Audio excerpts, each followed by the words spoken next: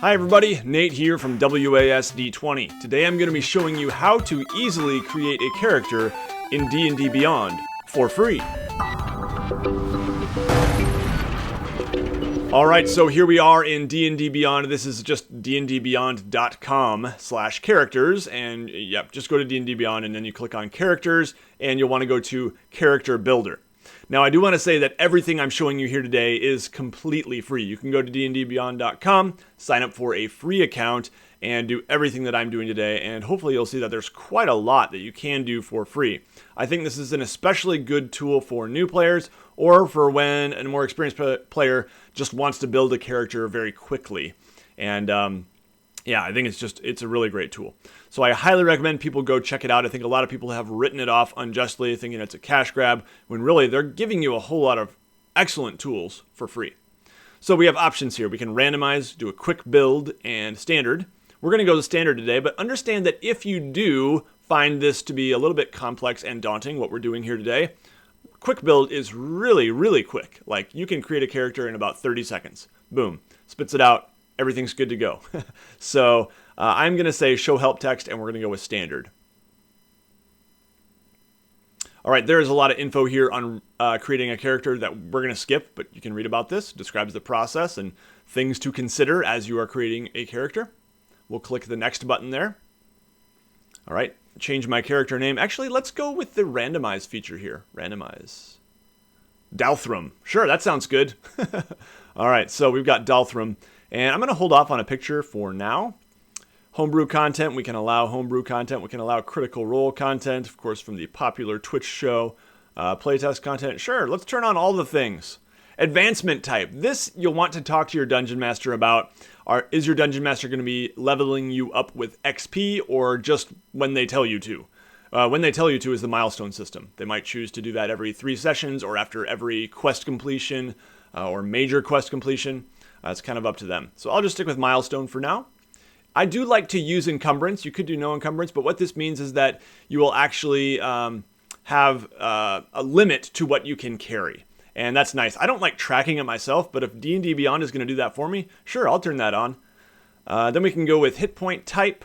I'm going to go with fixed, and that will kind of give me the average at each level instead of me having to roll manually for hit points. It's a bit of a risk going with manual, but that's up to you or your Dungeon Master. We will display an entry for unarmed strikes in the attack section, just in case. Probably won't be using that too much. All right, let's go to next. So now it takes us to race. We can read all about races and racial traits here, but I will skip to next once again. Okay, you can choose a race here. There's a lot of races available for free. I was really surprised. This is all system reference document content. The SRD is a free document you can go check out. So there's a whole lot here. I think we're going to go with half elf. And, okay, we get +2 to charisma. +1 to other ability scores, dark vision, fey ancestry, skill versatility. We can read more details there. Okay, it's just giving me a description here before I choose it, just to kind of confirm. Here's what you get. And we'll just go, yes, we'll choose that. All right, so now we have to actually select some things. So you can see that where the blue exclamation marks are here, that means we have to choose something. This stuff right here is just a description. We can read what dark vision is and what fey ancestry gives us. But these things we actually need to select something. So I'll click on ability score increase. So it says your charisma score increases by 2 and 2 other ability scores of your choice increased by 1. So that's good. Let's go with Constitution. That'll help with the hit point area. And let's go with Dexterity. Because that will help with the armor class area. All right. Skill versatility. We get 2 choices. So extra skills for half-elves. How nice. All right, we can choose here. Let's go with medicine. I like medicine. And going with nature. And now we go to languages. So we can speak, read, and write Common and Elvish and 1 extra language. Let's go with Halfling. Sure. All right. we click the next button here. Now we get to choose a class, description of what that means, and multi-classing as well, which you can do. We'll click the next button. Now we have this list of classes, nice pretty icons by each one. I decided beforehand that I'm going to go with a druid in this case. A half-elf druid. A priest of the old faith, wielding the powers of nature and adopting animal forms. Cool. Okay, so a description of what comes with this class, so we can make a wise decision. But I've never been known for being wise, so we're just going to say add class. And once again, we have some description of things here. And we also have some things in blue that we actually need to select. So, proficiencies. What other skills should I be proficient in? How about animal handling? That seems useful for a druid. And we'll go with survival as well. Loading. Okay. We speak druidic. We have spell casting. And okay, we're not going to add another class here. We're just going to stick with druid. But if I was, going for like a level 3 or something like that, I could do 2 levels in one class and 1 in another. For now, we're just going to stick with this level 1 character. All right. Determining ability scores. So there's a couple ways you can do this. It doesn't really explain how you would do it manually, which is kind of odd to me. But the way you would do it manually is you would roll 4 6-sided dice, and then you would drop the lowest and write that number down. And if you want to see more about that, you can check out some of my other character creation videos. I'll put a link to my character creation playlist up at the top here if you're interested in seeing me doing character creation outside of DnD Beyond. But we're going to go with the standard array in this case. So we can choose that generation method just to keep things simple. Not going to be rolling for them. The standard array just gives me some numbers and asks me to put them in places. Now, for your class, you might want to check out for your class what sorts of abilities are best. And I don't know if it actually describes that. Let's check out class features. This is one of the things I have trouble with on D&D Beyond is they don't really tell you, like, here, for this class, we suggest you do this. And I think that would be really handy if they did that by the scores. Okay, so wisdom looks like an important skill for a druid, if I'm reading this correctly. Spellcasting ability is wisdom. Okay, so we'll want to keep that in mind for sure. And yeah, here it is. So that's going to be an important one. We might also want to take a high strength or dexterity, depending on the weapon. I think we'll probably go with strength. And let's go to... Oh no, we're going to go with dexterity. I forgot. I'll explain why in a minute. So we're going forward here. So strength, dexterity. We want to make dexterity pretty high. We'll go with a 14 there.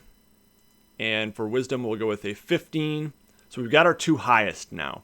Constitution, we'll make a 13. Intelligence, we'll make an 8. Not very intelligent here. Charisma, we'll make a 10. And 12. Actually, you know what? If we make our charisma... Okay. Intelligence will make a 10. Charisma will make an 8. And then I think that will bring it up to 10 because we had a +2 bonus because of our race, I believe. Let's see if that's true. Yep. It did bring it up to 10 there. So it does the math for you, which is really nice. It says here we have a racial bonus. So I do recommend consulting, what abilities would be best. And again, I wish that was more clear right here that, for a druid, we recommend putting your highest scores in. I think that would be very helpful for new players. So they're not just doing it at random and picking things that sound good. All right. Not that there's anything wrong with that, if that's your preferred method. All right. So we click next, and now we get a description. This is mainly going to be the background for my character. All right. So we've got. I'm now going to select a portrait here. So we want to look for a half-elf druid here.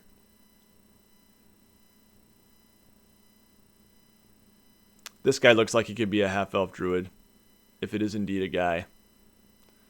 And, okay, backgrounds. This is where D&D Beyond, the free version, is quite limited. This is probably one of the more limiting parts, but a background is not a huge thing. It's not a huge mechanical part of your character, so it's really not a huge deal. You could make a custom background still. But I'm going to go with, we'll go with Folk Hero. I think that's a popular choice. Choose a skill. Okay, so we get more skills. Let's go with Acrobatics. No, let's go with Perception, actually. Perception, and we will go with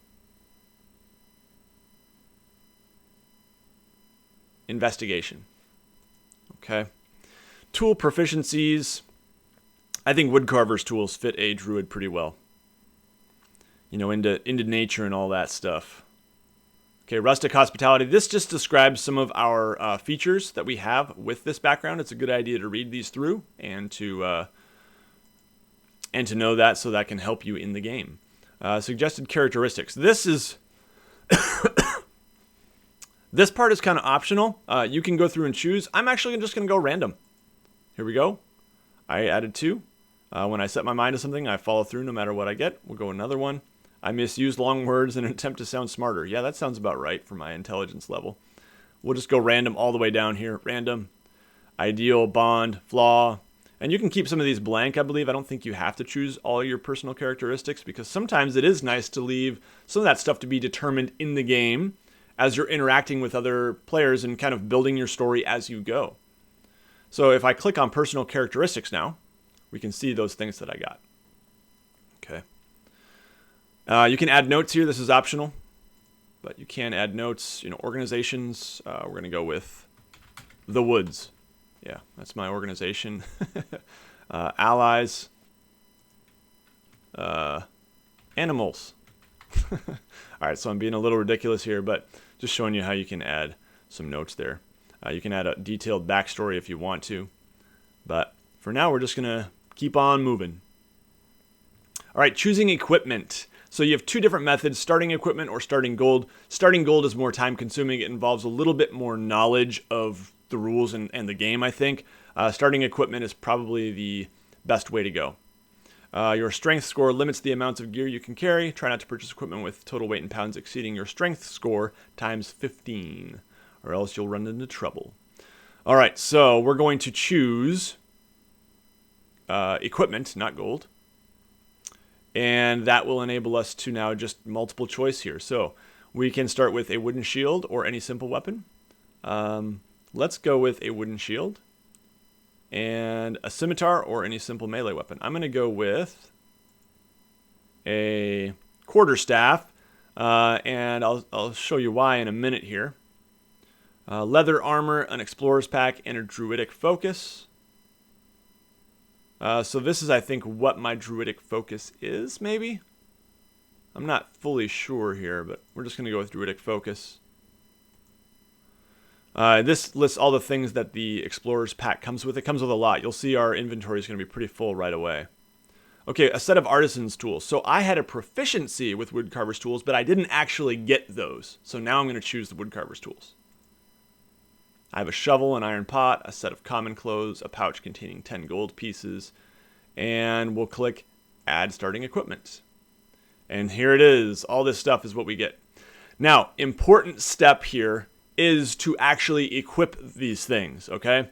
It's very common, I've found, for players creating characters to get their character all done, and then they find that, oh, all it's listed here is my unarmed strike. How do I see my weapon damage and all this stuff? And it's usually because they have not equipped their weapons. So I'm going to equip my armor. We're going to wear that. I'm going to equip my quarterstaff. We'll wield that. A shield. And actually, we're going to hold off on the shield for now. And I think that's it. Doesn't look like there's anything else I need to equip. Other possessions here, you can add other stuff with DM's permission.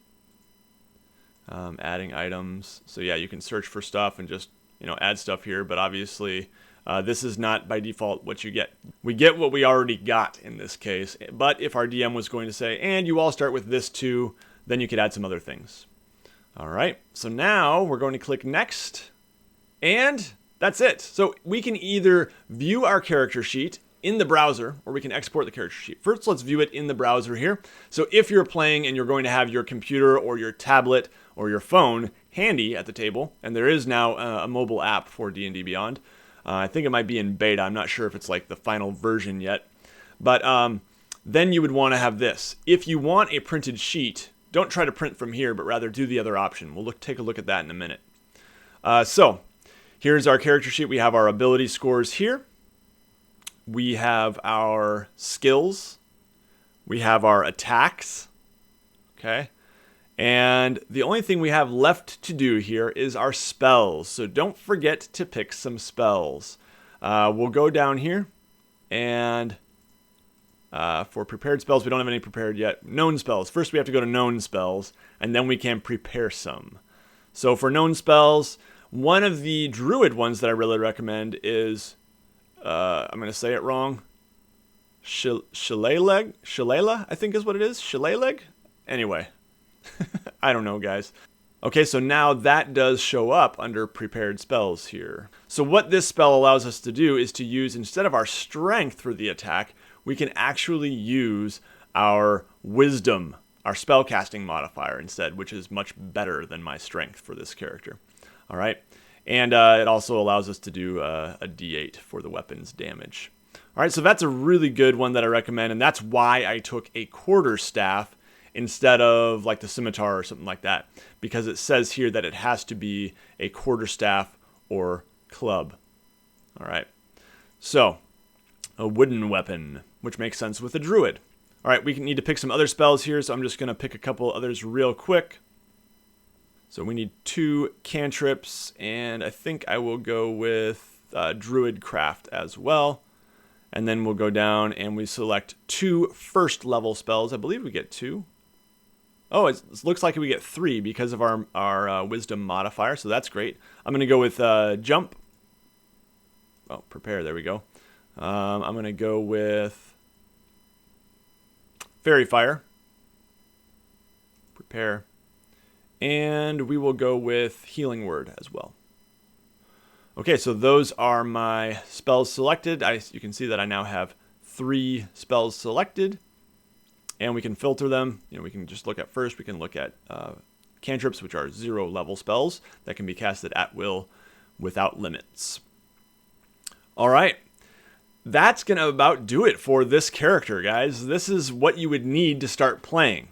Now, if we go back to my characters here, let's select this one, Dalthram here. Let's edit. And on that last step, instead of doing what we did in the final step, we are going to export a character sheet just so we can get a feeling for what that does look like. We'll save this file. And there we have it. So this is the more traditional looking character sheet now. And yeah, it has a lot of stuff here. The disadvantage of having this is you don't get to oh, what does Dark Vision do again? You can click, if you're in the browser, you can click expand, or if you're on your tablet or whatever. And you can see what those actually are. Same with the spells. Here we only get the list of spells, but if we're actually in the browser or in the app, we can click and expand and actually read what the spell does. So I really, really like DnD Beyond for that. It's just a really handy way to reference all your character's abilities and such. So this has given you a basic feel for how character creation works in DnD Beyond. If you have any questions or comments, I would love to hear from you down below. But I highly recommend you go check out D&D Beyond. I am not getting paid to say this. I actually just think that it is a really good tool that people should check out. Especially, once again, if you're a new player who... Especially if you are a new player who is struggling with character creation and finding it rather daunting, D&D Beyond is a nice tool that walks you through the process of creating a character. And rather than just taking a pre-generated character, you still get to choose a lot of things, and you get to learn a little about the game as you go. If you are new to Dungeons & Dragons, I just started a series that I think you're really going to like. It's called D&D Rule School, where I just kind of go through the basic rules and teach people the game, assuming 0 experience with tabletop role-playing games. So I'll put a link up at the top here, and you can go check that out. Thanks again for joining me, guys. Everybody take care. You'll see me again very soon.